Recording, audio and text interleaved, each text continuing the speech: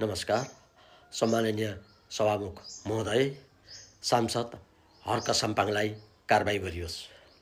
हामी धराने जनताको माग यो छ कि हामीले चाहिँ हर्क साम्पाङलाई यत्तिका मत दिएर त्यो सदनमा लफडा गरेर पठाएको हो र? हामीले त यो धरानको विकास नीति र नियम बनाउँछ भनेर पो हामीले यत्तिका भोट दिएर हर्क साम्पाङलाई जिताएर पठाएका हौँ। एउटा विरोध गर्नुपर्ने एउटा सीमा हुन्छ नि।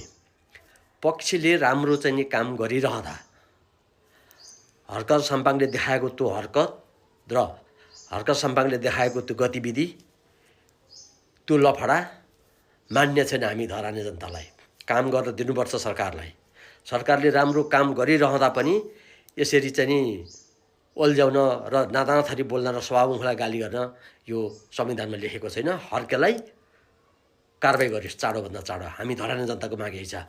हर्के हाम्रो भोट फिर्ताले तेरी बा चुतिया तँलाई हामीले चाहिँ नि त्यहाँ जिताएर पठाएको, तँलाई त्यहाँ के लफडा गरेर पठाएको?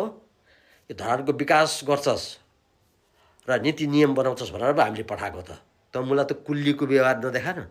तेरो दिमाग छ नि त। अफगानिस्तानमा त जुन खैरेरकोमा कम्पनी गएर काम गर्थेस् नि कुल्लीको, त्यही दिमाग। त्यो सर्दुखोलामा ढुङ्गा बोकेर त तेरो अहिले डिजिटल जमानामा त्यो ढुङ्गे जमाना गए हर्के। त धरानको सर्दुखोलामा बग्दै गरेको गुको दिमाग भएको मान्छे रहेछस्। हामीले तँलाई जिताएर पठाउनु हाम्रो ठुलो गल्ती भयो। त बिलाए भइस्। तल अहिले थपिस् नि। तँलाई उल्टे कति गाली गर्थ्यो सुधर किराती, पूर्व जङ्गली माओवादी।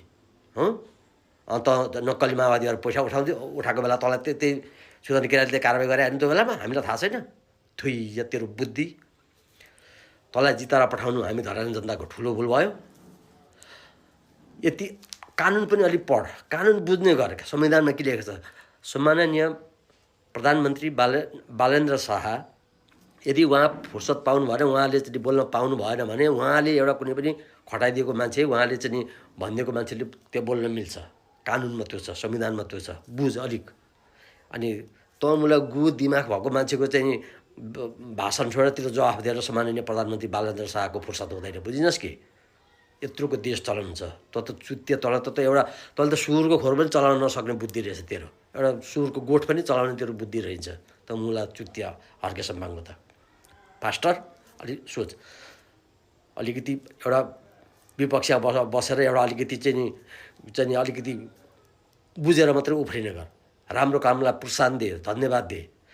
त मुला चुत्तिया चाहिँ नि पास्टरका चाहिँ नि सुकुम्बासीमा आफन्तका घर भत्किए भनेर अहिले यत्रो बालन सरकारको आलोचना। चुत्तिया तँलाई हामीले त्यत्तिकै जितेर पठायौँ।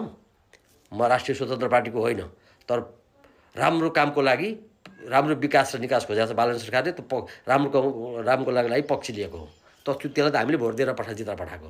हाम्रो भोट फिर्ताले त बिलाए भइस।